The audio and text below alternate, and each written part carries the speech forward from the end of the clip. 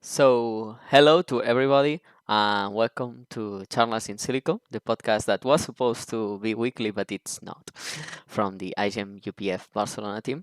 I am Kim Martí, the podcast host, and on this beautiful and sunny Tuesday afternoon, I am accompanied by the two other habituals of Charlas in Silico, Edu and Tomas. So, Hello. Hello, how are you? in today's program, we will follow the same format as usual, but with little modifications. Firstly, we will start with the popular and essential bio news, the section where we inform about latest in bio and science news.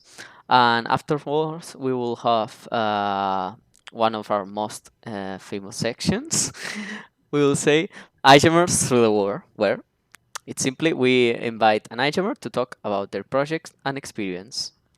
And as you have probably noticed, today's program will be hosted in English. As our today's special guest is from India. Taking this into account, as always, please follow our social media channels, Twitter and Instagram, @iGEM Barcelona. I think Edu has a problem with Yeah, his, I was trying to maybe yes, I do. I don't. Sorry. but As you can see, we have to improvise a little bit. yeah. Wow, continue. Definitely improvising. So, as I was Okay. saying, uh, follow our social media channels. We have Twitter and Instagram, @iGEM Barcelona. And, well, you can check it on now on the screen, and obviously follow us on Twitch if you want. If you follow us during the stream, you will appear momentarily with a message and cell dividing. So, having done the introduction, Yeah. So let's go to the bio news, to the latest news from the biotech world. Okay, so good afternoon to everybody. On the 28th of August, the billionaire engineer owner of Tesla and SpaceX, Elon Musk, present this new device called Neuralink. As the name suggests, this device is a neural interface between the brain and a computer, and it's a 8 millimeter chips that has been implemented and tested on pigs. And Elon ensures that it's easy to remove, to put, and it can charge inductively every night and doesn't represent any danger for humans. And even though this opens a lot of new paradigms and ethical discussions, opens a new wide range of possibilities for medicine and biotech in order to treat neuronal diseases, even more futuristic things like store memories or control even a Tesla, as he said. But well, they are in conversations with the FDA, and we will see where we end. But if you're interested, Neuralink is recruiting scientists. If someone is looking, our podcast is interested in it. so, well, we have showed the device on the screen. I think very interesting, but a little bit science fiction. It's on the edge of science, I think. And for me, my new today is that last Tuesday, the World Health Organization announced that Africa was free from wild poliovirus. Here we have a photo of a poliovirus now appearing on the screen. This is an enterovirus that causes poliomyelitis in humans, which can cause irreversible paralysis in, for example, breathing muscles. They have problems with breathing, uh, and we have to take into account that to consider a country free from a virus, it must have been 3 years without any detection of the virus. Only 2 countries remain endemic for this virus. Despite the fact that this is really good news, we have to be aware that some vaccinated derived strains still remain uncontrolled as the evolution can overpass the vaccines. I think polio has, so now it's controlled, mostly controlled disease, but 50 years ago it was very harmful. For example, we have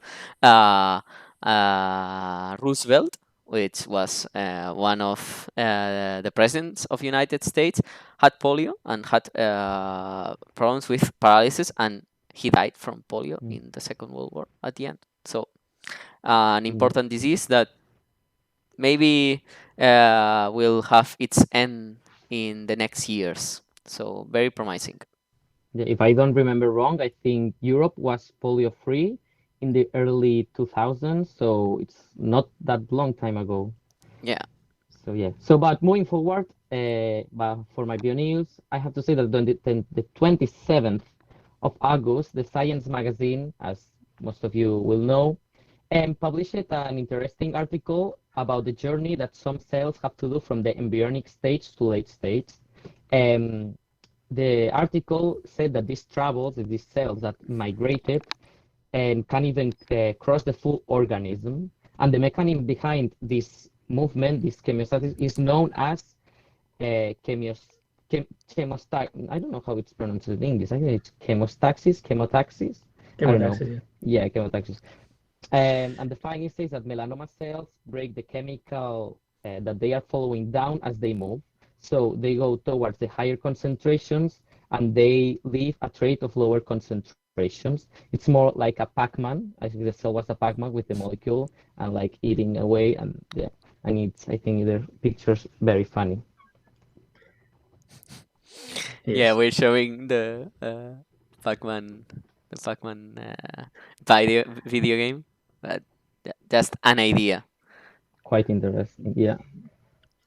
And to end today's bio news, we have brought you some really interesting facts. It's not really a bio news, but it was published recently on Nature. It's the most used acronyms throughout in papers in science throughout all these years. And it's really interesting because well, we have discussed it before the program. And for example, nobody have thought that in 1959 the most used acronym was ACTH, that is adenocorticotropic hormone. That's a hormone from the hypothalamus. Is the most used now. Of course, is DNA. In even in 1989 and 2020s, DNA on RNA, microRNA. But now it's really interesting to see that some more engineering terms have been appeared over the years, such as MRI or CT, because the importance of these biomedical images, this engineering part, have taken today to improvements and advances in research or diagnosis, for example. So very interesting. I thought that CRISPR would appear in the 2000 or 2010, but it's not. Me too. Uh, so now we will go for the central section of today's program. Isomers through the wall, as we have said in the intro. The section where we interview isomers from around the globe. So pretty easy and descriptive, the name. So taking all this under consideration, it's a pleasure to have Arya Agarwal today from iGEM Bits Goa 2020 team from India. So good afternoon and welcome to the program. Hello. Hello. Hi. Hello. Hello. So how are you? I'm good. How are you guys? Good, Good, good. good, Fine. good. Thanks for being here today. It's an honor for us to have more iGammers from around the world to join us in our podcast. So, first of all, to put our viewers in context, what is your background and how did you end up participating in the iGEM? Oh, okay. So, firstly, thank you everyone to have me here on your podcast, and I'm really honored to be here. So, hi everyone. This is Arya Agarwal, and as they mentioned, that I'm from India, and in fact, this is the first time that I'm participating in iGEM, and not just me. It's like my college is representing iGEM for the first time. So it's pretty much exciting for all of us to, be the first bit since Bits in as in Bits is basically the community or the like name of a university. So it's like Bits Goa campus and Bits Goa. That is how the term Bitsian comes from. So we are the first Bitsian team to represent at iGEM. And regarding my background, so I am currently based in Calcutta, which is one of the four metropolitan cities in here in India. And now coming to the fun question, like how I ended up participating in iGEM is that so basically a short intro regarding my team. So because this is the first time we are participating here, we have two team leaders, and I happen to be one of them. So it was in fact in 2018. No, wait. Back in 2019, March of 2019, that I have been hearing this term iGEM a lot in my university because, as it happened, that one of our seniors, she wanted to introduce a team but couldn't do so for whatever reasons. So fast forward to June of 2019. So I was there in Stockholm for my research internship at the Science for Life laboratory. And I was staying there with my brother, who happened to be pursuing his master's back then from KTH. And I just communicated this idea, this word that, there's something called iGEM going on, like some hype regarding this thing, but we do not really know what it is. It's just that we know that it's something has to do something with biology, synthetic biology in general. So he's like, "Are you interested in meeting the iGEM Stockholm team?" I'm like, "Okay, am I allowed to do that?" So turns out that one of his friends was leading the human practices team, and she got me there. So she introduced me to Neria, who is currently the European ambassador for Sweden, and she was the project lead back then for Stockholm, for iGEM Stockholm. So I should be thanking Neria to to letting me visit Albanova, the laboratory where these guys they work for iGEM. And then she and her teammates, there was Lisa, I I guess, if I remember correctly. I So think we met Nerea in the IGEM ambassador from Sweden because she's Spanish, and she was okay. also the IGEM ambassador from Spain and Portugal. So some Okay. connections there.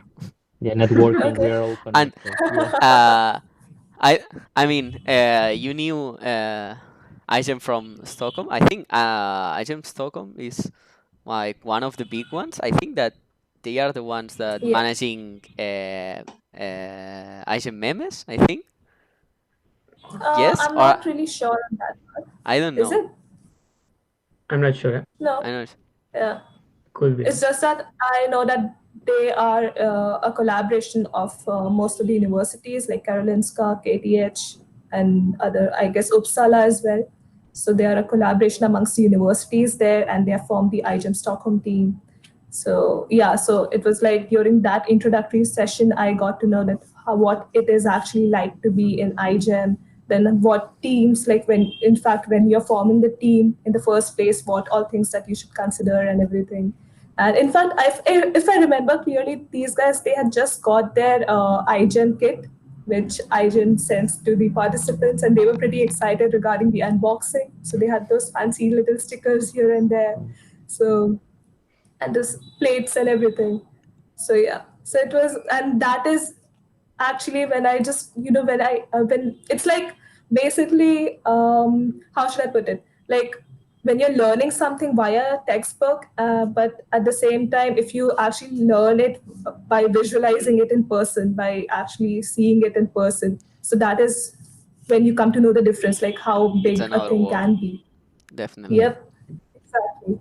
So that is when I realized, okay, so I have to go for this and started there and there in my university. So now that is how iGEM Bits Goa 2020 team, the first team, came into existence. So we can say It's it's thanks to you, more or less. Yeah. Not really. So my co-lead, she had the same goals as well regarding Mm, iGEM. So it's just that our goals basically happened to align with each other, and we're like, okay, so we're gonna do this, and we just started off. that's So nice. it's really important, no? The fact that other iGEMers tell like the future generations, no? Like to be interested in iGEM. For example, for us, it was more or less the same. We were introduced to iGEM from the previous iGEM team here in Barcelona, in UPF. And I think we end up here more or less for going to his talks and getting really interested in this SynBio world.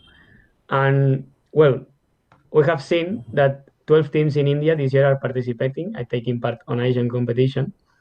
So we're here in Spain, just one this year, but historically there have been two or three.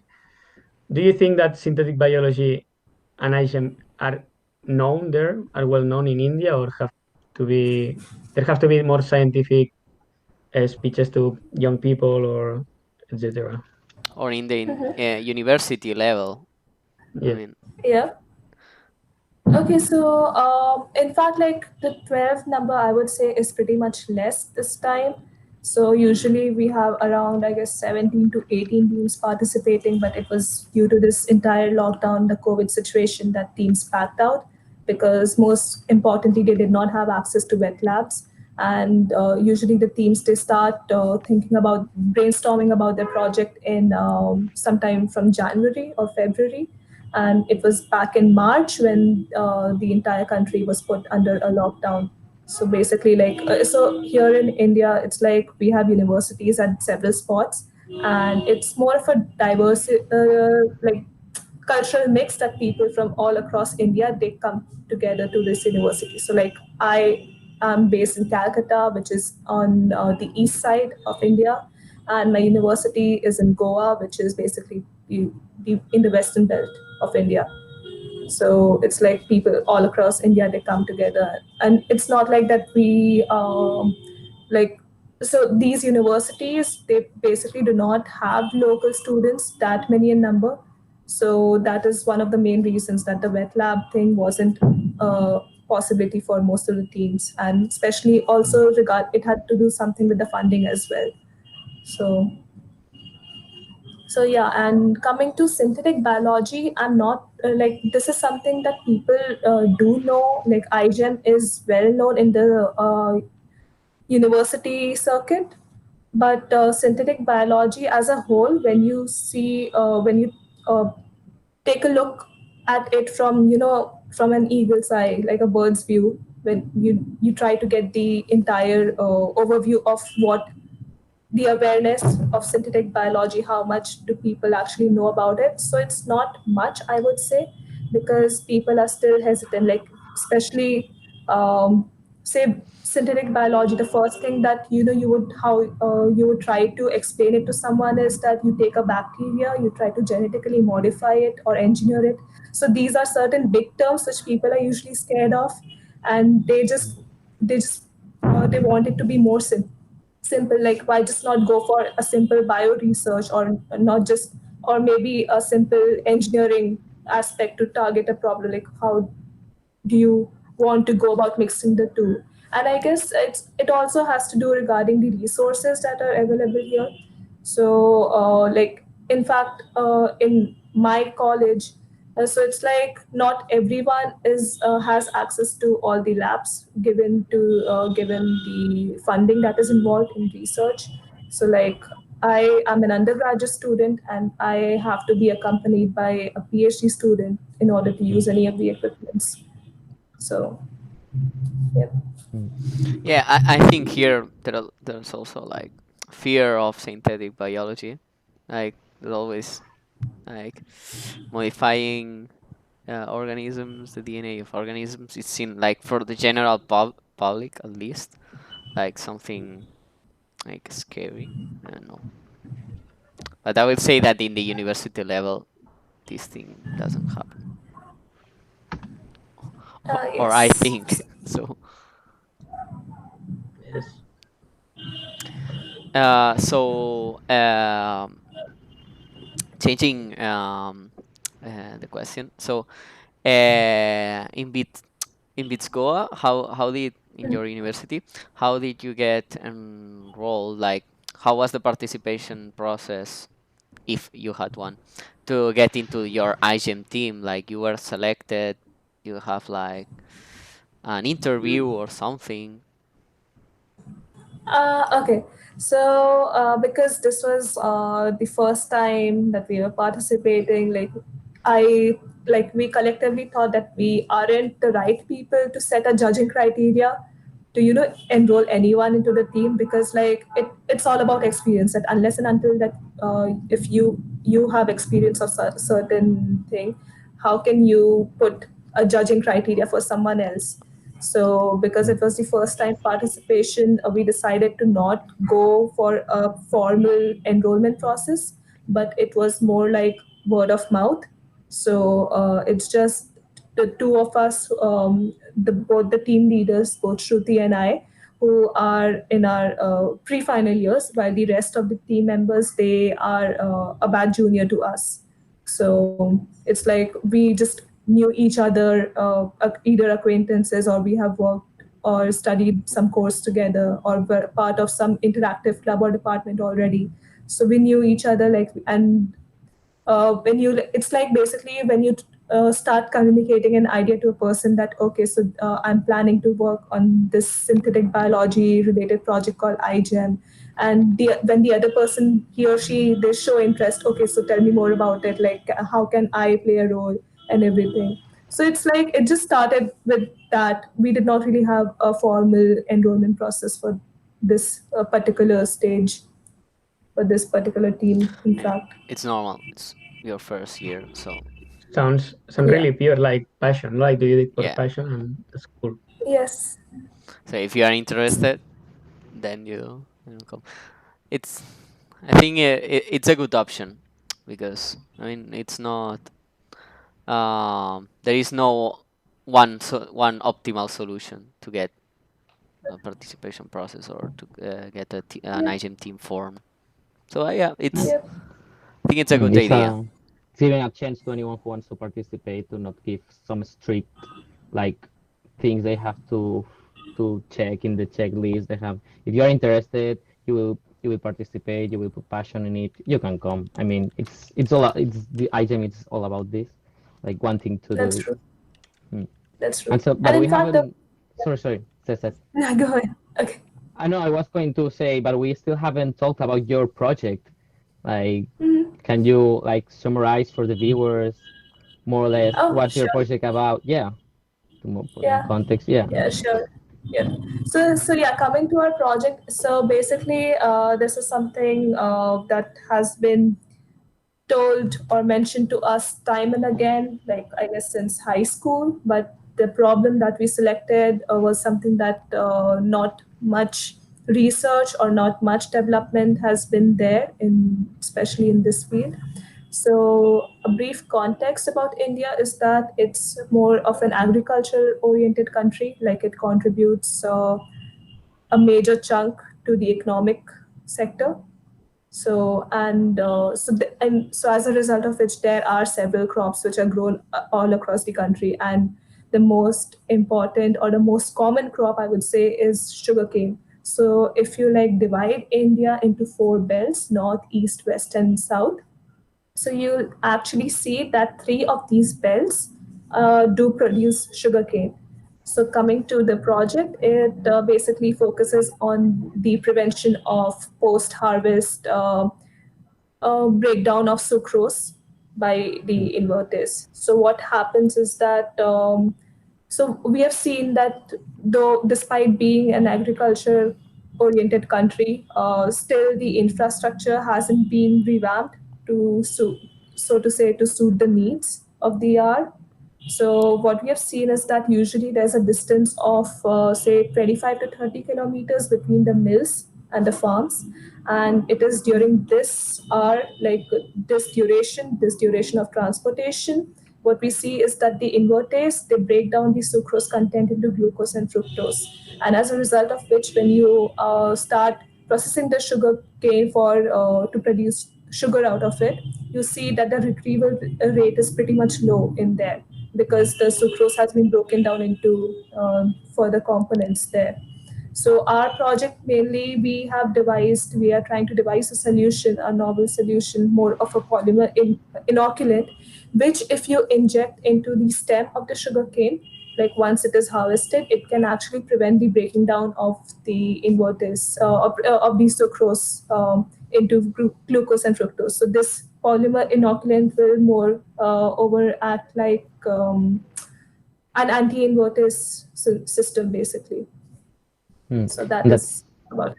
that's really interesting. What I like about your project is that you're trying to solve like a local problem, that a problem that, as you said, it's been told to you since high school, and now that you have the tools to try to solve it, like thanks to iGEM, you actually can think about a solution to make it. And have you talked with stakeholders or the industry or the company, or it's more like an idea, more like, I don't know, still have to be proven? Okay, so yeah, so coming to the entire scheming of the things when it comes to the project, our project was in fact designed in such a way that it would have suited the wet lab needs, but like we had to shift to the dry lab aspect of it. So coming to the stakeholders and especially the human practices part, we did reach out to farmers. So they form the most important level at this for this project. Like they are the ones who have to harvest the plant, and these farmers in most of the areas, they also they themselves are the mill owners. So they are Mm, the factory owners, so they know how things work. And so it's like for us it was more about keeping the um, like targeting the problem in such a way that it serves the needs of the local people in general, and such that the in fact the locals themselves are able to understand at what is happening to the solution, which if we are able to create it in future, then how does it actually impact the entire system over there. So we did reach out to farmers, then the mill owners, and then so we tried. We in fact we had a few surveys in and around the project that if such thing is produced or created, so what will be what is your feedback on it? mm, Like, will you be willing to use it? Because the next thing that comes into question is that since we are genetically modifying E. coli for such a system for creating this polymer inoculant, it brings in the question whether the product is a GMO or not. mm, So we and all and sugarcane is not just used here for it for like creating paper or some or ethanol or for ethanol production. It is also basically like used to produce the sugar, and apart from sugar people also consume it in the form of sugarcane juice. So that is something mm, like really important. So that is where we have to take care about the human consumption aspect of it, that at the end of the day the product is being consumed by humans, so whether it is safe or not for mm, consumption. So before we, in fact, we began with the project, we just circulated a survey amongst our peers and their family members that so this is something that we are trying to come up with. What is your opinion on it? And we gave them a brief description, like this is something that is about to happen. So do you still consider if the project is a GMO, like it's a GMO or not? Because again, there are certain government regulations when it comes to mm, GMOs.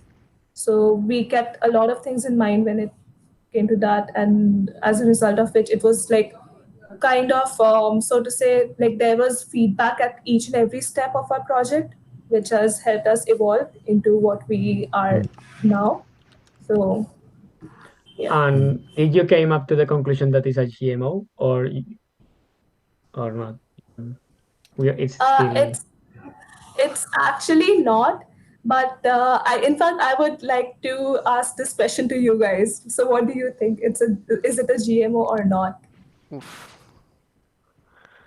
I mean, if we are talking strictly to the sugarcane, I wouldn't say it is email because you haven't modified the sugarcane. You have modified the bacteria as a preservance like solution. So yeah, the same as with, I don't know, with meat, they with the animals they also give a lot of antibiotics, but at the end they make sure that none of these antibiotics are remaining in the meat when it has to be Exactly. consumed.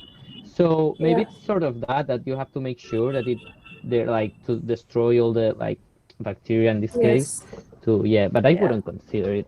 I mean, it's actually a I mean, good idea to ask like the consumers what their opinion. I'm sure that in the process of taking out the sugar of the cane, maybe the bacteria will be dead. I don't know if, for example, if they use Yes. super high temperatures, these Yes. bacteria basically Yeah, so we reduce did to rubbish. like there was yeah, so there was a lot of brainstorming that happened, like how in fact like we should remove the bacteria out of the system. Like once it is there, fine, the it prevents the invertase from breaking down.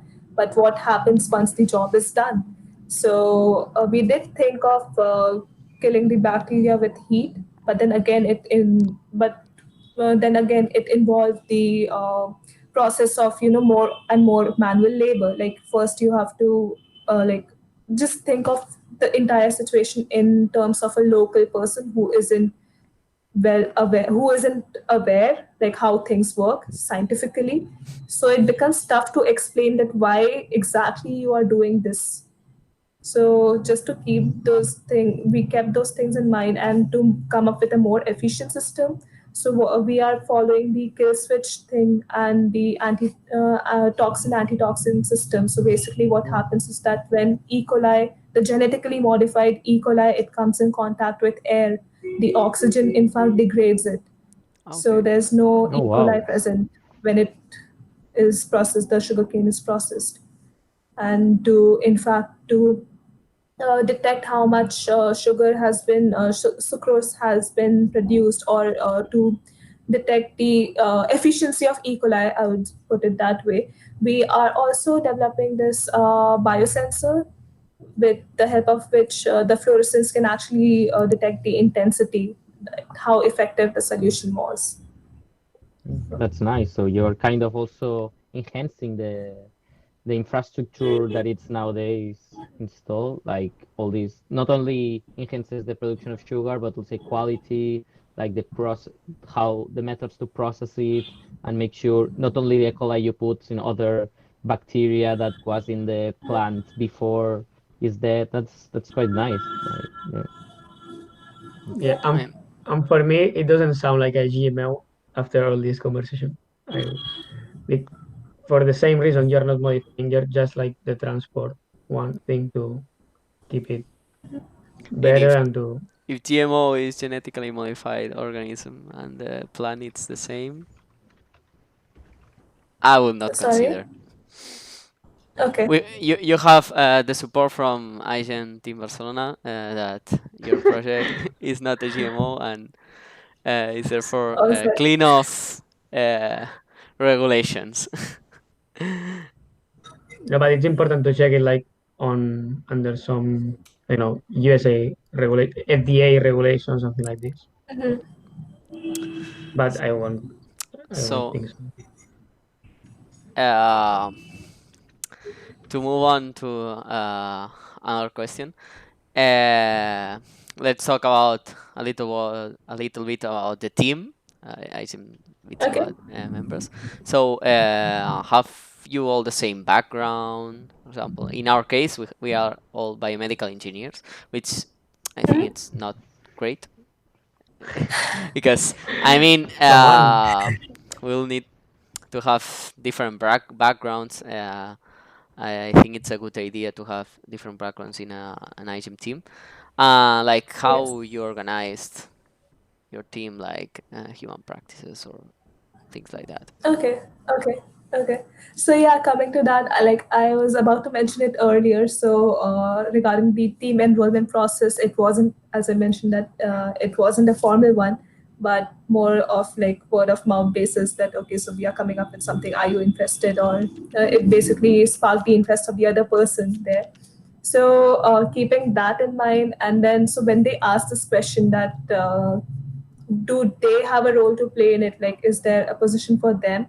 So it's like the provision that iGEM has made for all the teams, that it should be interdisciplinary in nature, literally made half of the things easy for us when it came to the enrollment process. So it's like my team, it comprises of 12 members, including both the team leaders, and we have one PI. and then there are a few PhD students who act as advisors, I would say. Who and yeah, so most of them it's like so it's like in my college there's this a concept of dual degree program where you can enroll yourself either in have a science degree, a master's in science degree, along with an integrated bachelor's in some engineering field. So now coming to the team, it's like most of the members they have biological sciences as their dual, whereas they are pursuing their bachelor's in say electronics or computer science, or as in my case, I am pursuing my dual degree in biological sciences and chemical engineering. And so it's the same for Shruti. So even she is a student of biology and chemical engineering.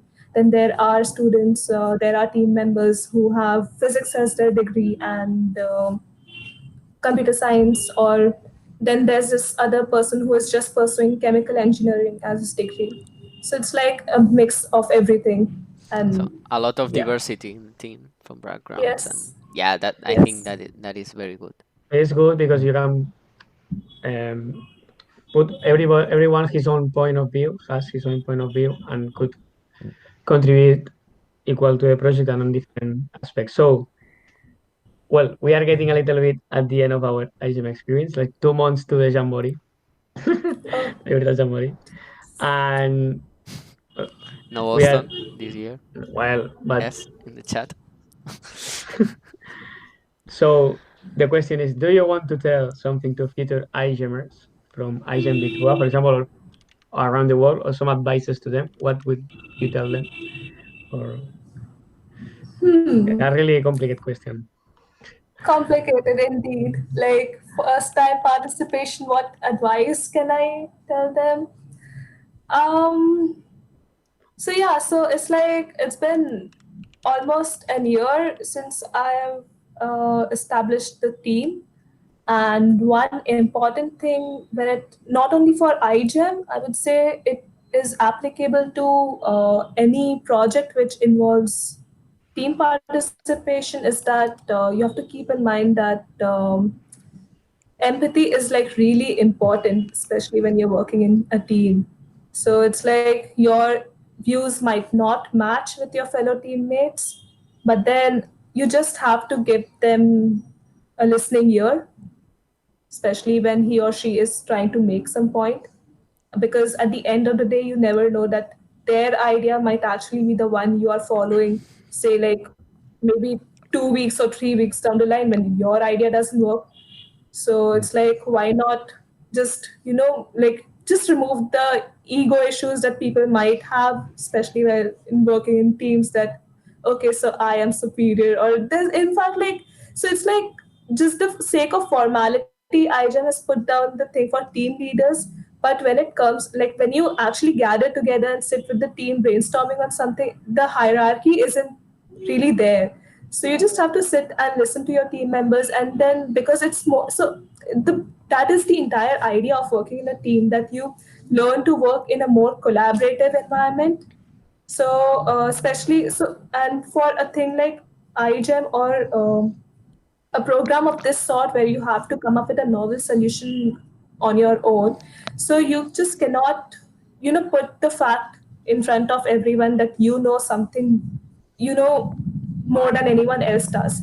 It's completely fine that if you are not aware of a specific application or a specific background of that project, so just feel free to ask questions, like keep the environment more interactive, I would say.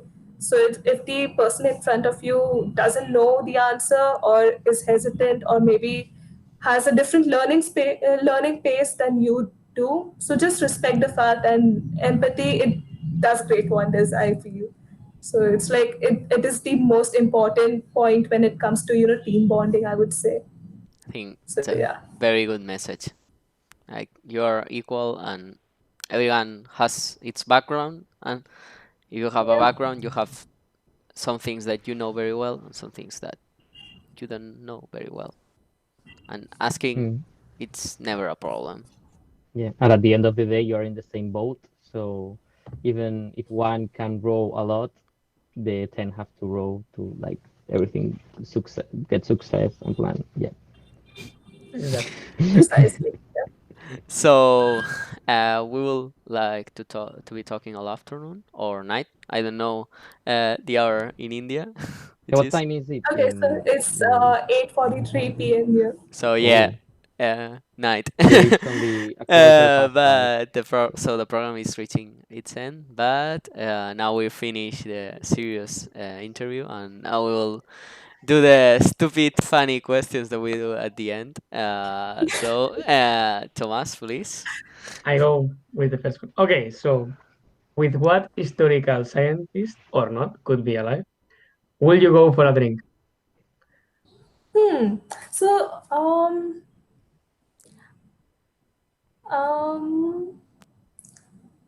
that person is still alive. So, this is something I came. So this scientist I came across quite recently, last year. She is Maybrit Moser, who was awarded the Nobel Prize in neuroscience and medicine, basically, along with her husband. So I was at the Nobel Museum in Stockholm, and they have these telephonic conversations recorded for most of the Nobel laureates there. So I don't know, something struck me, and I just wanted to, hear that their conversation, like how did they in fact end up notifying her. So I was listening to her call, and over the call, she said that she in fact felt that the notification was for her husband and not her. But so she said that, okay, I think, are you talking about my husband? Like, has he received the Nobel Prize? So the people at the Nobel Prize team, they were like, no, it's for you. And she felt so elated, like Oh, the way she spoke, you could actually feel what she went through. The surge of emotions that went through her mind that time. So it was like pretty amazing to just hear it out. So that is one. She's one person I would like to go out for a drink with. that's nice. I didn't know her. So for Yeah. my question, I have to say, what would you have done if you were not studying for in a scientific degree? I mean, anything related I to the STEM, guess. anything, you can choose anything but Like, STEM related we degree. answered it in the last episode of our program. I think like we said like musician, working in a restaurant or something like that. Don't influence Uh, her. Let her feel free Influencer, to yeah, or answer. YouTuber. I No, no, think I mean, I don't think one don't of us tell I her. said mean, YouTuber. football commenter. Ah, yeah, Commentarist. yeah, Okay. yeah. Say, Um, I think I would have been an artist, but then at the same time, if I give it a thought, it's like not always I can. You have the creative juice in you. It's like something, there has to be something driving within you. So when you sit down to make art and you're like, okay, I should be doing this, or it's not every day that you can create art. So in fact, like, I don't know if it's possible to view it on the screen, like something which I have made few back was, I don't know. Let me just see.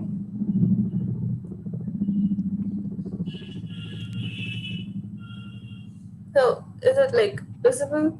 Yeah. oh, nice. It's Wow. nice. Yes. So So yeah, yeah. I think the right answer is an artist. Uh, An artist. I think. I mean, also synthetic biology is kind of an art if you somehow you see it. I mean, you can Well, apply your artistic you juices, can as you combine it. say, in science. Mhm.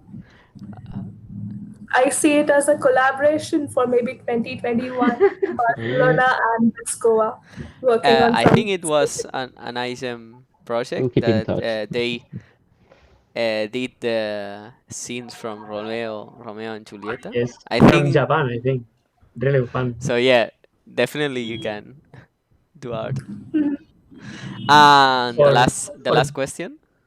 yes. You wanted to say Yes, or something? Valencia, that with Pinteria they did like a pa- like famous artist here in Spain. They reproduced his art, and it was like really But with cells. Impressive. Yeah, so definitely you can What do would art. have been your choice? Yeah. Sorry? What would you guys choose? Yeah, if not STEM. I mean, I think for me it changes every week, but maybe this week I'm feeling more like no, but real how it's called filmmaking, film like editing, like especially documentaries. I always been drawn to, and I don't know. In another life maybe I will be a filmmaker. Well, you can do it if you want. And I will be a musician, probably, or Ooh. He's an artist right no, here. no, or Yes. He like plays the how it's called the trombone, trombone. yes, Yeah, trombone, yes. But in like different, completely different football journalist, something like this. Like like the one like who the that commentarist. exactly the one that says goal and this kind of stuff. When I was a kid, I want to be this guy. for me, I But don't know. I would say because I can be whatever. I would say YouTuber or like something like that. That's the Minecraft, confidence I need in my life. I can be Mine, whatever. Okay. Minecraft pro player. Minecraft pro player, maybe. And yeah, we'll move to the last question. So, do you see yourself involved in the future with iGEM as an instructor, ambassador, or whatever? I'm not really sure which role, but definitely yes. So it's like I would say that I love being a part of this entire iGEM culture so much that I recently joined the video and remote technology team. So if you actually go to the website and see the members, you can actually see a tiny little photo of me there. I'm like, okay. Hmm. So apart from leading a team, I'm also handling, like Nemanja was kind enough to let me in his team because his main concern was that, okay, you are already a a participant, but then this is something like we have been like this is the organizing team, so they make most of the judging criterias and come up with interactive events and everything. So but then still, yeah, he was kind enough to let me in, so I'm like, okay, it's just that this is something I'm doing for myself, not for the team. Hmm. So he was pretty happy with that. Yeah. So, this is the end of our program. So we want to thank you for being here for this program. We have enjoyed a lot talking today with you. We remind you now that you can follow iGEM Bits Goa through this wonderful adventure that is iGEM on their social media channels. iGEM Bits Goa on Twitter. I will put it now on the chat now. Yep. And in Instagram is iGEM It's Bits underscore bits. Yeah. and Underscore bits. with an underscore. I'm putting it on the chat, so please follow them. Yeah, we sure Yeah. Uh, do. and Yeah. well, So just in case, what? okay. No, so a short, not exactly a message, but then something like just to point it out for the viewers that the sole reason why I'm wearing these disposable gloves is because of these guys. So they just wore their lab coats, and I'm like, okay, Yeah. I have to just for the sake of it, I am missing my wet lab. So this is the only reason why I'm wearing these gloves. So It's yeah. with the the tradition university of the logo program up here. to wear something. Yeah. We We like have the that as logo well. of our I have university this, here. I have this written I on my don't. Nah, t-shirt, so yeah. you don't see it. So, well, that has been all for today. We we now remind you to that you can follow us in iGEM Barcelona, @iGEM Barcelona on Twitter and Instagram. You have it on the screen, and more follow us on the Twitch channel, please. No one has followed us during this stream, but we remind you that if you follow, you appear on the screen with a nice message. And finally, we hope that you have enjoyed today's Charlas in Silico program, and we see you in the next one. So stay safe. See you. Bye. Bye.